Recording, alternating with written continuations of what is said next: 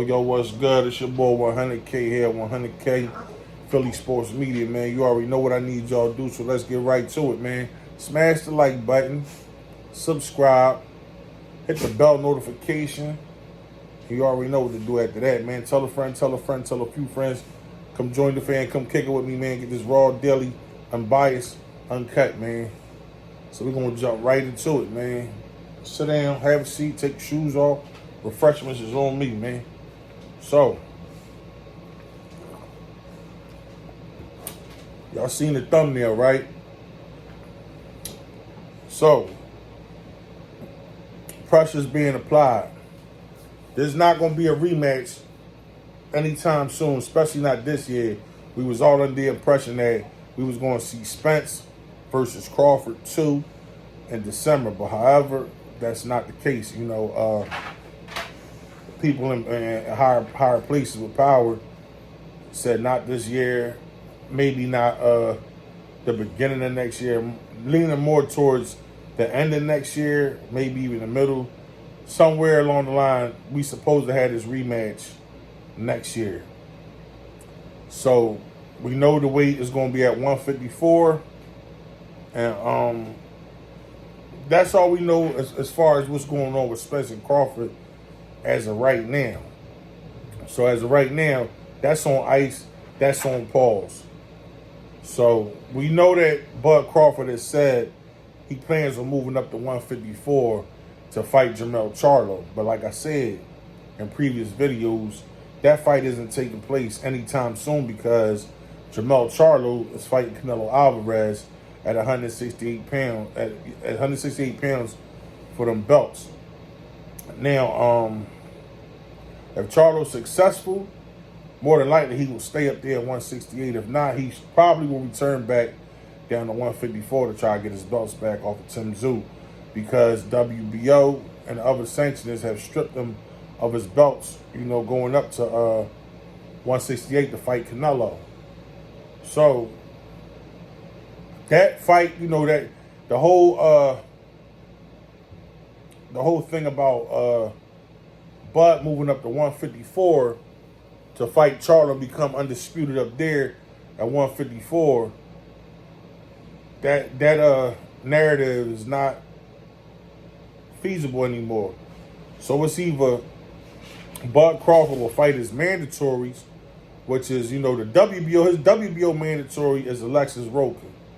You know, I don't, you know, see I don't see nothing that's going to want him to fight Roca. You know, just like I don't see him wanting to fight Boots. You know, Roca, we know he going to twist Roca out. We know that. But it's nothing for him to gain in fighting Roca. Just like a lot of y'all buttercups are going to say, well, he has nothing to gain fighting Boots. To some degree, you're absolutely right. But what he does get from fighting Boots, if he is successful in defeating Boots, he gets the respect he's always wanted. Because he fought Spence and he thought that was going to be enough to get him the respect he wanted, but clearly that ain't it. Right? So he was to take on Jerron Boots Ennis, which is his IBF mandatory, and he takes him on and has a successful defense of that belt. He gets his credit. He gets the respect he's always wanted. So there is something for him to gain in fighting Jerron Boots Ennis. You know what I mean? So we can pitch the narrative of him not gaining anything from fighting Boots. Let's get that out the way. For you buttercups that don't think Boots is qualified, I keep telling you, man, this young lion, 27 years old, man, 31 fights, 28 knockouts, no draws, no blemishes, man. Hasn't lost a round in God knows how long, man. Very skilled, switch hitter, defense impeccable, young, power, you know, puts on magnificent shoes, man.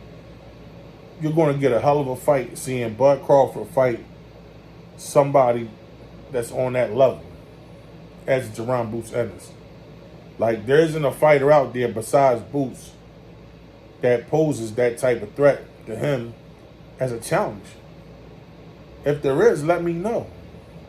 Especially at the 147 division. You know, I expect the Buttercups. Some of y'all are going to thrust Keith Thurman's name in there. Keith Thurman ain't fought in 100 years, man. Now, in his prime, Keith Thurman was definitely was a great welterweight fighter and contender at one point. But, you know, he got the belts. Injuries start, you know, coming. Hiatuses, lose the belts. You know what I mean? Disappear. Now, you know, comes back. Ain't fought. You know, had one fight. And when he fought the Mario Barrios, and ain't fought since. He's been very inactive. So he has a lot of ring rust. But a lot of y'all will thrust him in there as if, you know, he is really ready. I'm not going to say he is because, like I said, he has a lot of ring rust. But he can fight. So we're not going to take away from his skill set. He can fight. I just don't like him in that fight because, like I said, he's been inactive for a very long time. So, you know, for me to be intrigued to see him fight a Thurman, like Thurman would have to take a tune-up fight or two just to, you know, knock the ring rust off because we want to see Bud fight elite talent. Competitive fighters that could possibly, you know, put a blemish on his record. We don't want to see these fights where we already know he's going to beat this person. There's nothing interesting about that. You know, he's a great champion, hands down. Great fighter. I just want to see the best fight the best, man. And that's what's been going on ever since Ryan Garcia and Tank Davis has made that mega fight in April. You know what I mean? On the 22nd. You know, this is why we're having these phenomenal fights, and we're starting to see that these, you know, mega fights are being made. So, like I said, right now, WBO is applying pressure, saying that he has that Crawford, he has to fight Roca. You know, if he doesn't want to defend that belt, he has to relinquish that belt. So they got plans on him fighting Roca in February. They have a certain amount of time for them to negotiate, you know, and let the sanctioning bodies know if they're going to go forward with pursuing it and defending that, them 147 belts, the WBO, WBA, the IBF. You know, they want him to defend all his belts to his mandatories. You mean at this point in time, which it makes sense because there's no other fight. There is no other fight right now for him to fight. There is no other fight that makes sense, man. So, you know, I want to see, you know, him do something, man. Like I said, I want to see him fight somebody. And y'all know who I want to see. Y'all know who I want to see him fight, man. Because for one, that's going to shut y'all up, and that's going to give my young boy the respect that he deserves, man. But like I said, if Crawford happens to, you know, put that dent, you know, in boots, then he gets the respect that he deserves. You know what I mean? That's the fight I want to see, man. Let me know what y'all think, man. But right now, pressure is being applied for Crawford to make a decision as to what he's going to do. Let's see if he's going to move to 154. Only thing if you do this right now, fight at 154, is to fight Tim Tszyu, man. That's the only fight that makes sense at 154 right now. If you're going to go that route. If not, going to stay at 147, which I doubt because you said it's hard to make the weight. This is what he has said. So, I see him honestly relinquishing his titles at 147, just moving to 154, and campaigning there. Fight Tim Tszyu, possibly win, get that belt, wait for Charlo to come back down, if that's the case. If not, fight Danny, fight somebody else at 154, finish his career out, you know, and retire. I mean, that's what it's looking like it's going to be, man. Because I really don't think we're going to see Crawford versus Ennis anytime soon. That's it. But I mean, it's there. It's there for the making. It's there. But is he going to actually take the fight? I don't see it. I see a lot of things. A lot of his wordplay. I'm not even going to say excuses. A lot of his wordplay and reasoning for him not taking on Boots will be there. You know, I have nothing to gain by fighting Boots.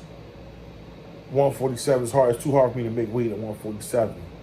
I had trouble making 147 fighting Spence this go round. So I don't really think I'm going back down to 147. I see it coming, man. That's what it's going to be. He's going to relinquish the belts at 147. That's what I believe. I mean, I believe he's going to go to 154, stay there, campaign out there, finish his career there. You know, let me know what y'all think in the comments, man. Do me a big favor, man. Smash that like button on the way out. Hit that subscribe button if you haven't already. Come join the fan. Come kick it with your boy, man.